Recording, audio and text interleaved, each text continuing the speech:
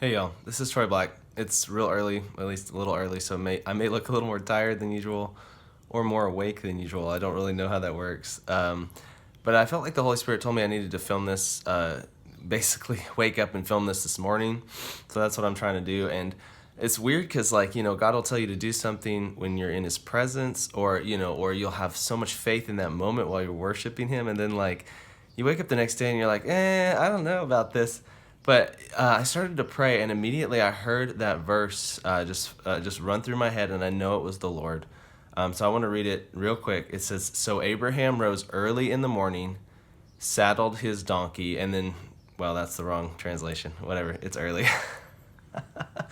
Basically the same thing. So Abraham got up early in the morning and saddled his donkey. This is right after God told him what to do. Like, you need to go to this mountain. And he told him to do something crazy, like insane. If you want to read about it yourself, it's Genesis chapter 22, and probably 21 as well. And Abraham, it's the craziest thing in the Bible probably. And Abraham doesn't hesitate for a moment. He gets up the next morning and he does it. It doesn't say, so Abraham prayed about it for 4 weeks, while he was trying to figure out whether he was going to do it or not. He got up the next morning. So that was just a huge encouragement for me. So I'm going to go ahead and share this word. This is a prophetic word about a specific country in Africa. And this is, I'm on a journey, y'all, with hearing from the Lord, with sharing things that He's asking me to share. I'm trying to be obedient in sharing the things He's asking me to share, and trying to be obedient in not sharing the things He's asking me not to share. And I'm trying to be obedient as to when I share things as well. But y'all need to know that I'm not perfect. I'm on this journey too. And there's room under the new covenant for people to submit a word of prophecy, and for other people who hear from the Lord to judge that word. And so that's what I'm trying to do right now. And I'm just hoping that you go to the Holy Spirit in prayer, and that you would allow Him to confirm or deny this. But that you wouldn't put your trust in me, that you would put your trust in Jesus Christ. He's the only one that deserves our trust. Okay, so here we go. I was praying a few nights ago, and I got a vision of a rhino. Like, I saw this a rhinoceros animal, but it was larger than usual, and it had pretty sure like 2 horns on the front. Anyways, so I heard the Holy Spirit say it's the country whose national animal is the rhino.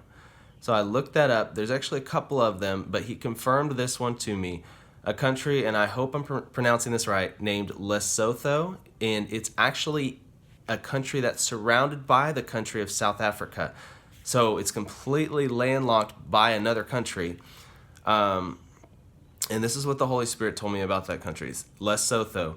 They're about to go through a time of crisis. And He said, this is something that's going to be in the coming weeks. But He also said, I have a word for my people. So I know this is specifically for the people, God's people in that country. But also, this can apply, if the Holy Spirit says it does, to you as well if you're going through a time of crisis. Anytime someone shares a prophetic word, and anytime you're reading the Bible, the Holy Spirit can do the same thing. He can make the word jump off the page at you and say, that's for you today. Or if someone's sharing a prophetic word, He can say, this is for you right now as well. So if you're going through a time of crisis, or you feel like you are, this can apply to you as well. But I again, encourage you to pray about it. Go to the Holy Spirit in prayer. This is what He said: I have covered you with my love. When every other covering gets pulled away and stripped off, my love will still be there. I will still be singing over you. And when He said that, that reminded me so much of Zephaniah 3:17. So I'm going to read that. The Lord your God is in your midst, a victorious warrior. He will rejoice over you with singing. He will be quiet in His love. He will rejoice over you with shouts of joy. He will rejoice over you with shouts of joy. That it's so amazing to know that God is rejoicing over His people with shouts of joy. That He's not worried. Even when we get worried about the things we're going through, whether it be a small thing or a large thing, like a crisis of some sort, God's not afraid. He's not worried. It hasn't shaken Him up. He knows exactly what his plan is. He knows exactly what's going to happen, what he's going to allow, what he's not going to allow. And he knows exactly how to get you out of it. That same story with Abraham. You know, God provided a way out. I encourage you to go read it. I'm not going to share the whole story.